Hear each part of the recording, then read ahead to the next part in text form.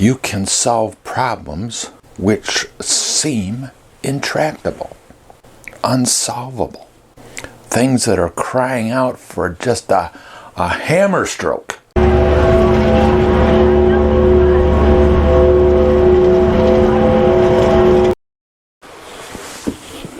If we can get at the beginning of everything, is there nothing there? And all of a sudden, something? Can you make the change?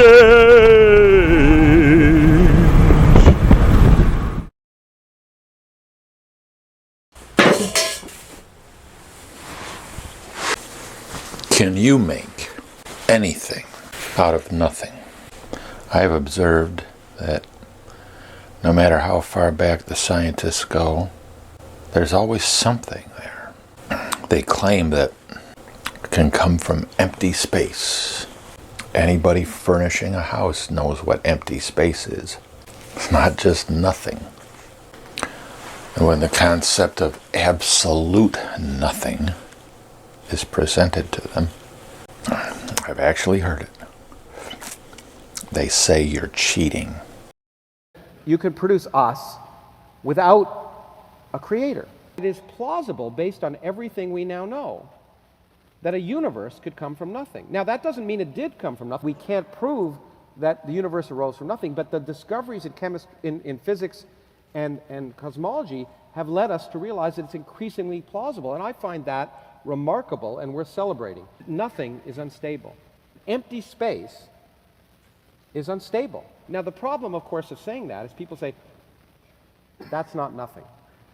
I think the nothing that Aristotle would have had, or say Thomas Aquinas, or any of the people who first asked why is there something rather than nothing, that nothing would have been an eternal empty void, namely empty space. Let's do a little meditation right here, right now. So let's explore where God is from.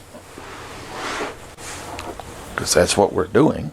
Here is science, which has done us a whole lot of good. We are not starting with God.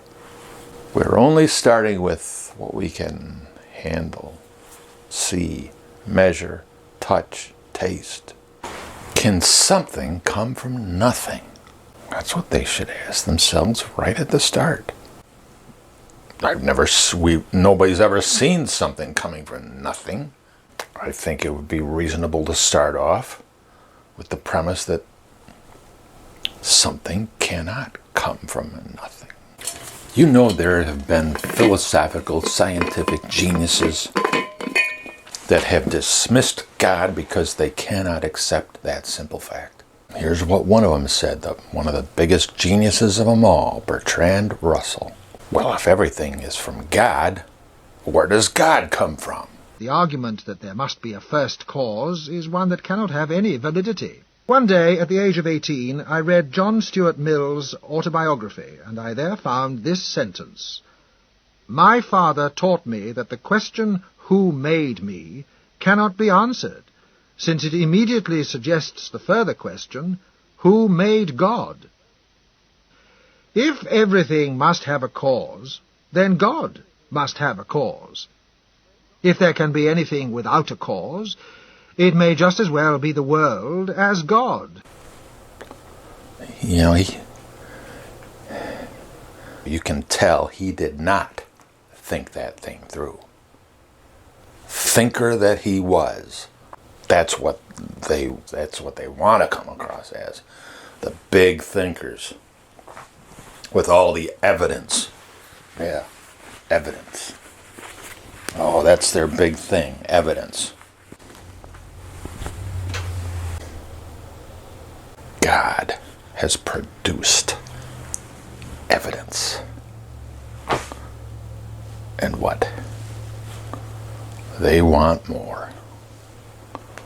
They want some physical entity doing tricks, miracles. Saw a debate recently where some atheist pulls out a jug of Prestone and challenges the Christians in the crowd to, there you go, if God exists, you can drink that. They will drink deadly poison and it will not harm them. Harmful or fatal if swallowed. Here it is. Show me. Sorry, You've seen miracles. Show me. Show me. Show me. What you got, dude? Yeah. What did Jesus say when the atheist challenged him? Hey, you're hungry? Make these stones into bread. What did Jesus say? What did Jesus say when the atheist told him, cast yourself from the temple? Because, if you're really the Son of God, the angels will hold you up. What did Jesus say? You're not to put the Lord your God to the test. Well, stick to the issue here at hand. We're still meditating. If we can get at the beginning of everything, is there nothing there? And all of a sudden, something? We can't start with nothing and expect anything. Getting at the basics of things, you can solve problems which seem intractable, unsolvable. Things that are crying out for just a hammer stroke to set straight. But nobody has a hammer. It hasn't even occurred to anybody that such a thing, such a tool exists. Atheists make fun of our concept of God, and the number of atheists flourish because not enough of us have thought through the implication of the beginning of things that we can kick them right in the nuts.